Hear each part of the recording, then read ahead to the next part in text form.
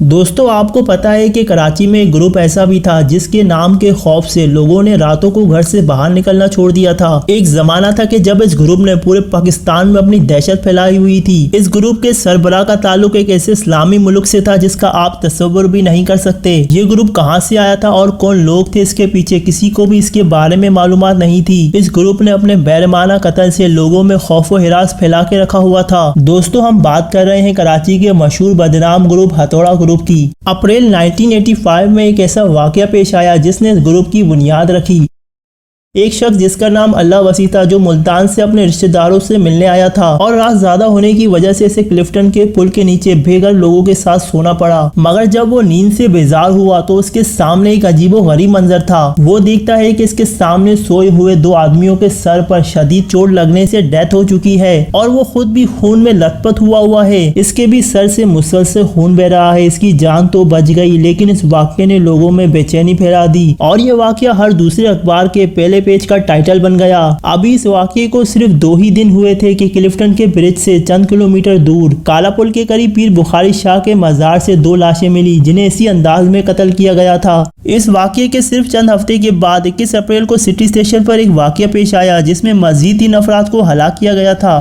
یہ تینوں plate form number 1 اور 4 پر رات کے وقت بینچوں پر سوئے ہوئے تھے کہ ان کے سر پر اچانک وار کر کے انہیں ہلاک کیا گیا۔ دوستو یہ ایک مہینہ کراچی کی عوام پہ کافی بھاری گزر رہا تھا جس میں مرنے والوں کی تعداد 9 ہو چکی تھی، مگر اس گینگ کے بارے میں کوئی بھی کچھ بھی معلومات نہیں مل پا رہی تھی۔ دوستو یہ واقعات کراچی کی عوام کے دلوں میں خوف و ہراس پھیلانے کے لیے کافی تھے اور ایک کے بعد ایک واقعات سے ایسا لگ رہا تھا جیسے کہ اب ان واقعات کا نہ ختم ہونے والا سلسلہ شروع ہو گیا ہے۔ سنسان علاقوں اور ریلوے لائن ایریا میں اسی نوعیت کے واقعات نے خوف و ہراس پھیلا دیا تھا۔ سڑک یا فٹ پاتھ پر سوتے ہوئے شہری، مزدور، پیشہ ور افراد اسی ہولناک وارداتوں کا نشانہ بننے لگے تھے۔ لیکن دوستو ان واقعات میں ایک اہم موڑ اس وقت آیا کہ جب لیاری ندی کے کنارے پیش آنے والے واقعات نے حکومت کو ہلا کے رکھ دیا۔ جب اس گروپ نے گھر میں بچوں سمیت 7 افراد کے سر پر وار کر کے مار ڈالا تھا۔ اس واقعے میں ہلاک ہونے والوں میں سابق کونسلر عبدالغنی ہود کی 2 سالیاں اور ایک بھانجی تھی۔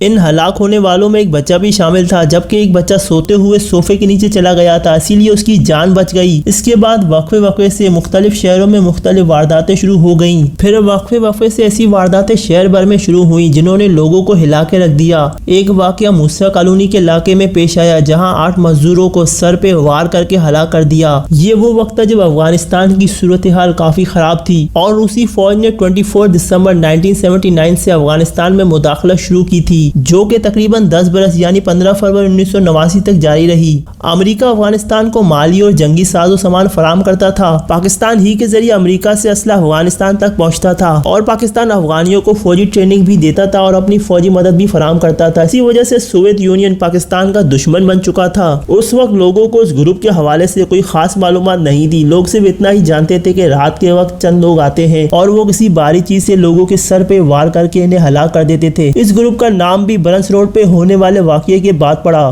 برنس روڈ کی فٹ پاتھ پر ایک گدھا سو رہا تھا کہ گاڑی کی آواز سے اس کی آنکھ کھل گئی اور جب وہ اٹھا تو اس نے دیکھا کہ گاڑی سے 4 لوگ اترتے ہیں جنہوں نے سفید کپڑے اور سیاہ نقاب سے چہرہ ڈھانپا ہوا ہے اور وہ اس تک پہنچ گئے ہیں اور ان میں سے ایک شخص اس کے سر پر زوردار ہتھوڑے سے وار کرتا ہے تو چوٹ لگنے سے وہ بے ہوش ہو جاتا ہے اور اسے مردہ سمجھ کر وہ لوگ فرار ہو جاتے ہیں۔ دوستو اس کی جان تو بچ گئی، لیکن لوگوں کو اس واقعے کے بعد پتہ چلا کہ یہ کام نہ تو کسی سیریل کلر کا ہے اور نہ ہی کسی ذہنی بیمار شخص کا، بلکہ یہ ایک منظم سازش ہے اور اس کے پیچھے ایک بہت بڑا گروپ ہے۔ اور پھر اس طرح ایک اخبار کے کرائم رپورٹر نے حملہ آور کو ہتھوڑا گروپ کا نام دے دیا۔ یہ سارے واقعات ایک طرف تو ہو ہی رہے تھے، لیکن پھر خفیہ اداروں کے ہاتھوں کچھ اہم معلومات لگنے لگی۔ ایک رپورٹ کے مطابق اس میں لیبین شہری امان نامی شخص کا ہاتھ ہے جو لیبین ہولڈنگ بینک کا انچارج اور ہتھوڑا گروپ کا کرتا دھرتا تھا۔ یہ شخص کراچی کے علاقے ڈیفنس 5 میں رہتا تھا۔ خفیہ اداروں نے اس پر کافی عرصے تک نظر رکھی۔ کرنل سعید جو کہ اس وقت یہ سارے معاملات دیکھ رہے تھے، انہوں نے دعویٰ کیا کہ اس نیٹ ورک کے پیچھے پاکستانی بھی ملوث تھے۔